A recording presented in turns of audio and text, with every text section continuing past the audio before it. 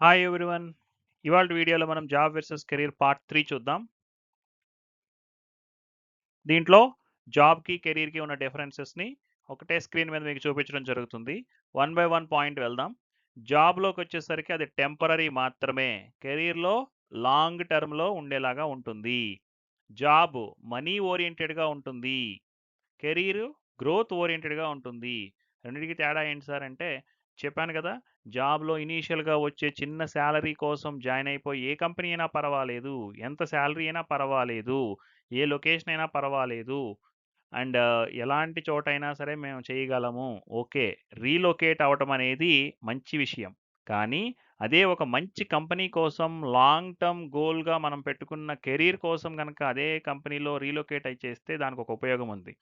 మన ప్లేస్ కాని చోట కేవలం వాళ్ళిచ్చే తక్కువ సాలరీ కోసం చేయటం అనేది జాబ్ కిందకొస్తుంది. అందుకని అక్కడ మనీ ఓరియెంటెడ్ అని చెప్పారు. ఇక్కడ గ్రోత్ ఓరియెంటెడ్. ఇక్కడ జాబ్‌లో లెస్ సాటిస్ఫాక్షన్. కెరియర్‌లో హై సాటిస్ఫాక్షన్ ఉంటుంది. జాబ్‌లోకొచ్చేసరికి నో పర్సనల్ గ్రోత్. కెరియర్‌లో కంటిన్యూయస్ లెర్నింగ్. ప్రీవియస్ క్లాస్‌లో మనం అనుకున్నాం. కెరియర్‌లో ఏం అడ్వాంటేజెస్ ఉంటాయని. అదే కంటిన్యూయస్ లెర్నింగ్ కిందకొస్తుందనమాట. అంటే లెవెల్ మారుతా ఉంటుందనమాట. ఫాలోవర్ దగ్గర నుంచి డైరెక్టర్ వరకు మనం ఏదైతే మాట్లాడుకున్నామో, ఆ లెవెల్ మారుతుంది. అది మనం లీడర్ అన్నాం. అక్కడ లీడర్ స్థాయికొచ్చేంత రేంజ్‌లో కంటిన్యూయస్ లెర్నింగ్ ఉండేలాగా కెరియర్‌లో పాసిబిలిటీ ఉంటుంది. తరువాత జాబ్‌లో ఏంటి ఎక్స్‌టర్నల్ మోటివేషన్. కెరియర్‌లో ఏంటి ఇంటర్నల్ మోటివేషన్. మనమే ఇంకో నలుగురికి మోటివేషన్ ఇచ్చే స్థాయిలో ఉండాలి. సో, కెరీర్ కోసం కష్టపడండి. మంచి ఉద్యోగాన్ని సంపాదించండి.